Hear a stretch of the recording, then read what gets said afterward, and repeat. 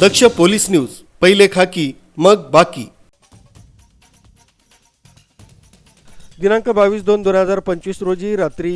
20:35च्या सुमारास नाशिक तालुका पोलीस ठाणे हद्दीत गोवर्धन गावात राजीव गांधी नगरमध्ये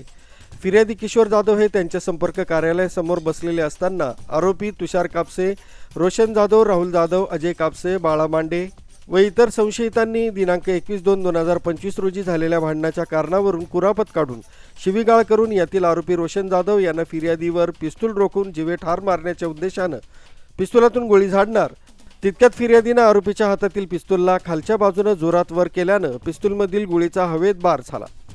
तसंच यातील इतर आरोपितांनी हातातील तलवारीचा धाक दाखवून सर्वांनी शिवीगाळ दमदाटी केली म्हणून नाशिक तालुका पोलीस ठाण्यात गुन्हा दाखल करण्यात आलाय।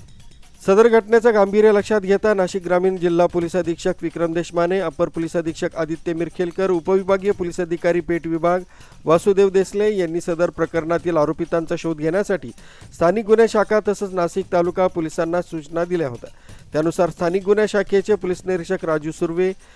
तसंच नाशिक तालुका पोलीस ठाण्याचे निरीक्षक सत्यजित आमले यांनी त्यांच्या पथकांना आरोपींचा पूर्व इतिहास तसंच त्यांच्या सध्याच्या ठाव ठिकाणाबाबत माहिती काढण्यासाठी सूचना केल्या। त्याप्रमाणे स्थानिक गुन्हे शाखेचे सहाय्यक पोलीस निरीक्षक नवनाथ सानप, नाशिक तालुका पोलीस स्टेशनचे पोलीस हवालदार शीतलकुमार गायकवाड यांना गुप्त बातमीदारामार्फत मिळालेल्या बातमीवरून यातील आरोपी रोशन दिलीप जाधव वय 24 वर्ष, राहणार धर्माजी कॉलनी, शिवाजीनगर, नाशिक, तुषार विठ्ठल कापसे वय 21 वर्ष, राहणार राजीव गांधी नगर, गोवर्धन, नाशिक, गौरव उर्फ बाळा जयराम माडे वय 21 वर्ष, राहणार राजीव गांधी नगर, गोवर्धन, नाशिक, अजय मनोज कापसे वय 21, राहणार राजीव गांधी नगर, गोवर्धन, नाशिक यांना पातळी फाटा तसंच अंबड परिसरातून शितापीनं सापळा रचून ताब्यात घेतलंय। सदर आरोपितांनी वरील गुन्हा केल्याची कबुली दिली असून त्यांच्या कब्जातून गुन्ह्यात वापरलेले एक देशी बनावटीचं पिस्तूल, एक तलवार, एक धारदार चाकू तसंच गुन्हा केल्यानंतर पळून जाण्यासाठी वापरलेली